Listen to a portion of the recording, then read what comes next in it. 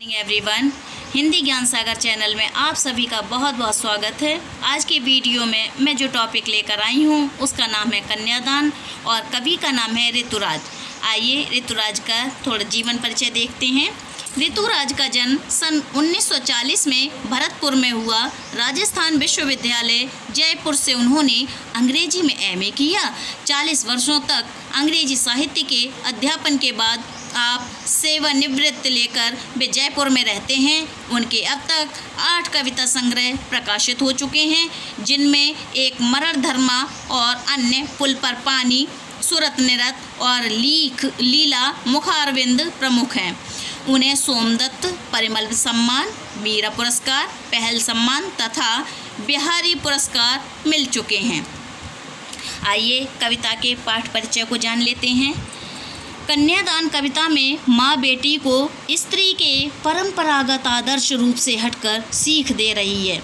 कवि का मानना है कि समाज व्यवस्था द्वारा स्त्रियों के लिए आचरण संबंधी जो प्रतिमान गढ़ लिए जाते हैं वे आदर्श के मुलम्मे में बंधन होते हैं। कोमलता के गौरव में कमजोरी का उपहास छिपा रहता है। लड़की जैसा न दिखाई देने में इसी आदर्शीकरण का प्रतिकार है। बेटी माँ के सबसे निकट और उसके सुख दुख की साथी होती है, इसी कारण उसे अंतिम पूंजी कहा गया है। कविता में कोरी भावुकता नहीं बल्कि माँ के संचित अनुभवों की पीड़ा की प्रामाणिक अभिव्यक्ति है। इस छोटी सी कविता में स्त्री जीवन के प्रति ऋतुराज जी की गहरी संवेदनशीलता अभिव्यक्त हुई है। आइए बढ़ते हैं कविता की ओर और कविता को पढ़ने से पहले उसमें आए हुए कठिन शब्दों के अर्थों को जान लेते हैं।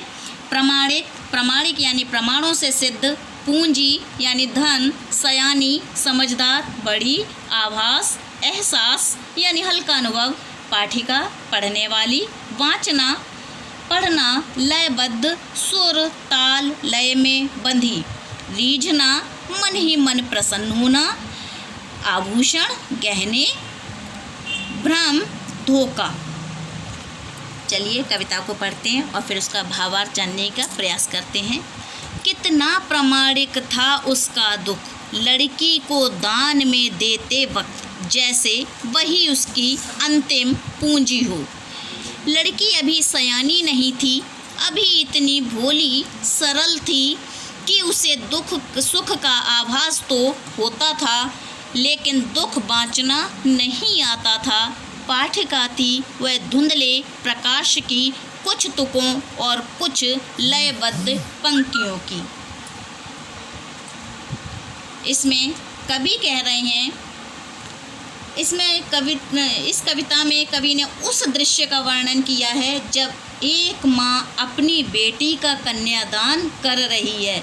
जो माँ अपनी बेटी का कन्यादान कर उसे किसी अनजाने के हाथों में सौंप रही है, वह माँ भी कभी इसी तरह किसी अनजाने के हाथ सौंपी गई थी।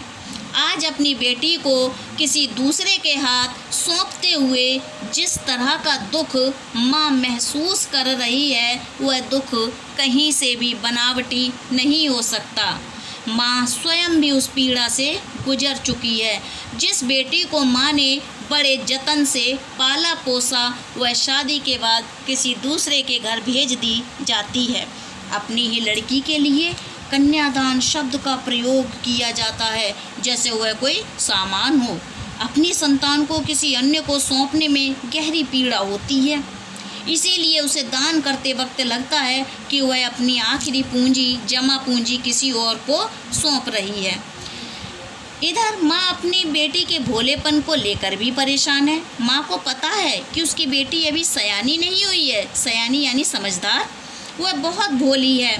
माँ ने उसे दुखों से बचाकर रखा था। सुख की महसूस करने की बाल सुलभ सहजता उसकी बेटी के पास थी।